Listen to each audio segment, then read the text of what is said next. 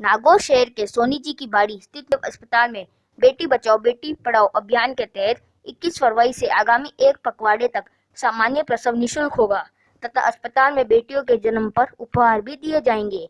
साथ ही बेटा होने पर भी पुरस्कार प्रदान किया जाएगा।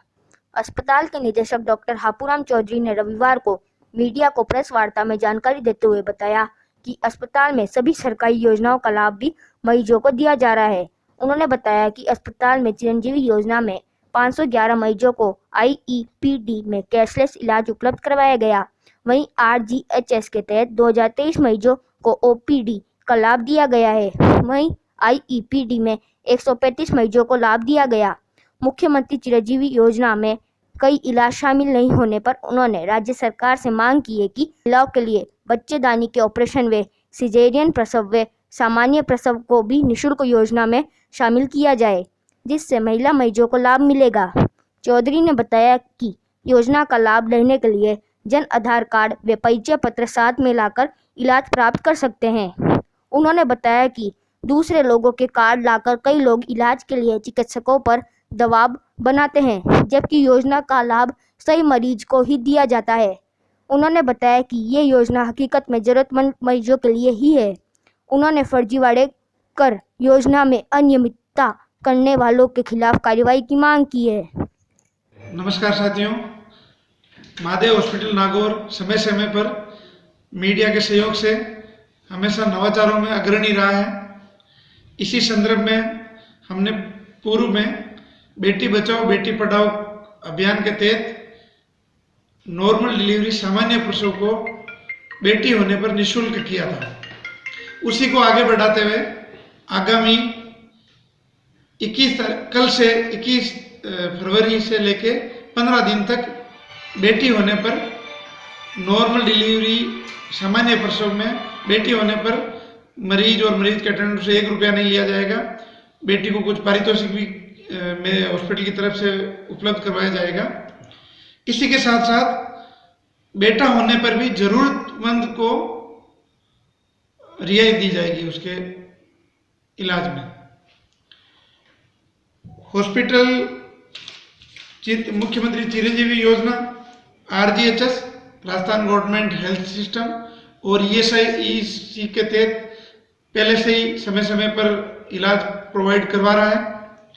चिरंजीवी के तहत अब तक हमने 511 मरीजों को IPD का कैशलेस इलाज उपलब्ध करवाया है। RGHS के तहत OPD में 2023 मरीजों को कैशलेस इलाज प्रोवाइड कराया है। RGHS के ही तहत IPD में 135 मरीजों को कैशलेस इलाज प्रोवाइड किया गया है। एक में मीडिया के माध्यम से मैं राज्य सरकार से मांग करना चाहूंगा, मुख्यमंत्री चिरंजीवी योजना के तहत बहुत से पैकेजेस, बहुत से इलाज शामिल नहीं है। तो मैं आपसे निवेदन करता हूं, आपके माध्यम से राज्य के मुख्यमंत्री से निवेदन करता हूं, जनहित को देखते हुए उन इलाजों को मुख्यमंत्री चिरंजीवी योजना में शामिल किया जाए, जिसके अंतर्गत सबसे मुख्य समस्या है महिलाओं को बच्चेदानी में किसी प्रकार की विकृति की समस्या है। 50 साल के बाद में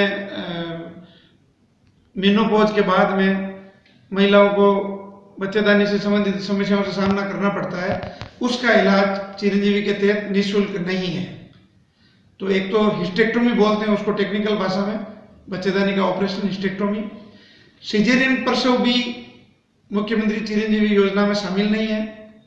मैं सरकार से मांग करता हूं, चूंकि राज्य सरकार इस बार जरूरतमंदों के अलावा, NFSA के अलावा, सीमांत किसानों के अलावा, अपने जो कॉन्ट्रैक्ट पे जो संविदा कर्मी है उनके अलावा आम आदमी से भी 850 रुपए के लगभग प्रीमियम राशि वसूल रही है।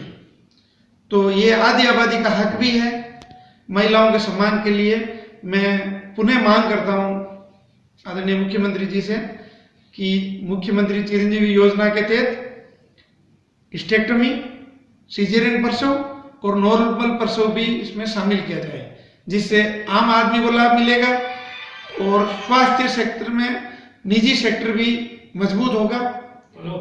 ऑपरेशन मैंने 511 ऑपरेशन चिरंजीवी योजना के तहत कैशलेस उपलब्ध करवाए हैं नागौर जिले वासियों को। आरजीएचएस के तहत 2023 मरीजों को ओपीडी का लाभ दिया गया अब तक शुरू होने के बाद। आरजीएचएस के तहत 135 आईपीडी के मरीजों को लाभ दिया गया। एक चिरंजीवी और आरजीएचएस वालों क्या क्या दस्तावेज लाने पड़ते हैं साथ में? चिरंजीवी में जनाधार कार्ड और मरीज जिसका इलाज होना है उसकी आइडेंटिटी प्रूफ, जिससे उसकी आइडेंटिटी प्रूफ हो जाए कि भाई ये फला मरीज यही है। अभी एक भ्रांति है, कुछ लोग